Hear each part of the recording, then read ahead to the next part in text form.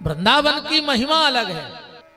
वृंदावन की डाल डाल और पत्ते पत्ते से राधा नाम की ध्वनि निकलती रहती है, डाल डाल और पत्ते पत्ते से। और वो भूमि वृंदावन की है जहां भक्त तो जाके भजन करता है, पर वृंदावन में भगवान भी भजन में लग जाते हैं। इतनी महिमा वृंदावन की। वृंदावन में एक बड़ी प्यारी चर्चा आ गई दिमाग में। एक बार भगवान अयोध्या में थे। वृंदावन का महत्व सुनना क्या है। भगवान द्वारिका में जब निवास कर गए ठाकुर जी, तो एक दिन की बात, आधी रात का समय था, भगवान सो रहे थे। पूरे कमरे में अंधेरा था और बगल में रुक्मणी जी सो रही थी भगवान के। अचानक रुक्मणी जी को लगा कि किसी के रोने की आवाज आ रही है। रुक्मणी जी ने विचार किया कि कमरे में तो हम और हमारे पति देव माने भगवान हैं, तो रो कौन रहा है। उठी, दिया जलाया, और जो दिया जला के देखा तो क्या देखा रुक्मणी जी ने कि भगवान सो रहे हैं, भगवान की आंखों से आंसू बह रहे हैं और भगवान के ओंठ हिल रहे हैं, और धीरे धीरे भगवान के ओंठों से एक आवाज आ रही है।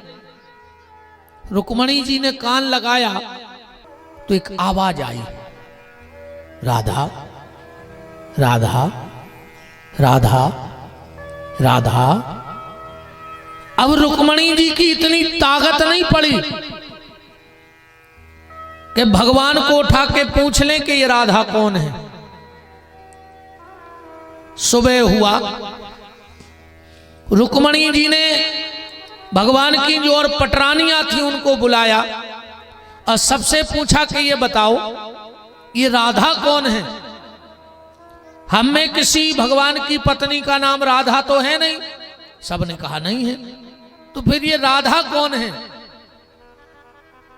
जामवंती जी बोली कि रुक्मणी दीदी तुम कहां से पूछ रही कि राधा कौन है।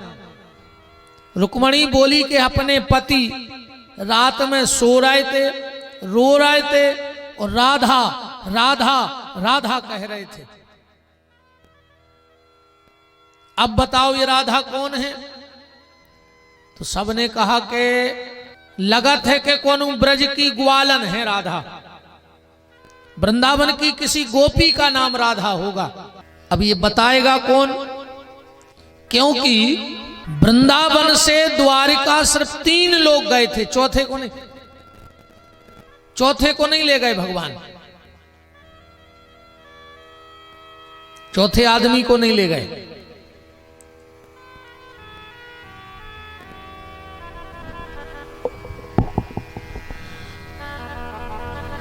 तीन कौन कौन। सबसे पहले तो बांके बिहारी खुद, दूसरे बलराम। तो सबने कही कि उनसे तो पूछ नहीं सका, कैसे भी जेठ लगा।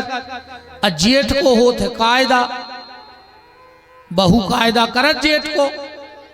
अब बहू करे भैया, जेठ को तो अच्छे अच्छे कायदा करत है। अच्छो जेठ को घामों परो हो कहूं, और घर से निकलने हो कहीं तना तोल गया दिगवार मुड़ पे डाल रहे। बोले काय, बोले दद्दा जेठ को घाम हुआ है। आदमी तक घर से निकल है तो मुड़ पे तोलिया डाल के जाते हैं, कैसे वो जेठ आए, जेठ को सम्मान होते।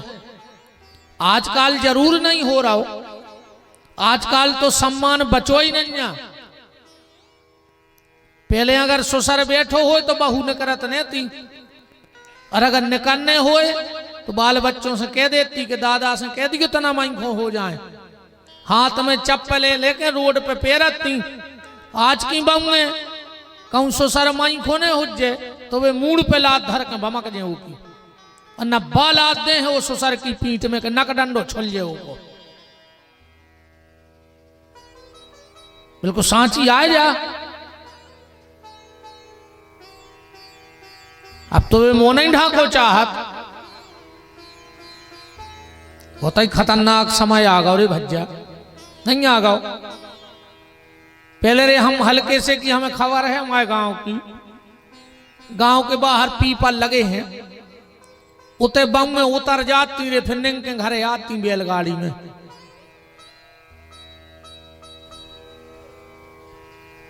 या गांव के बाहर तक निंग के जाती, फिर वाहन में बैठ के जाती।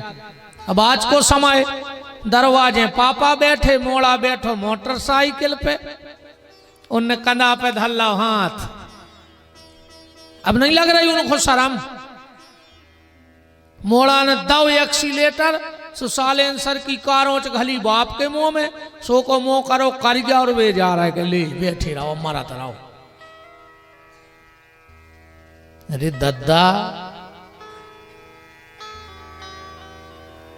का कहें यार, कौन से ऐसी लोग हर गया लगी कि भगवान ही मालक है आज को। तो सबने कहा कि बलराम जी से पूछ नहीं सकत, काय से भी जेठ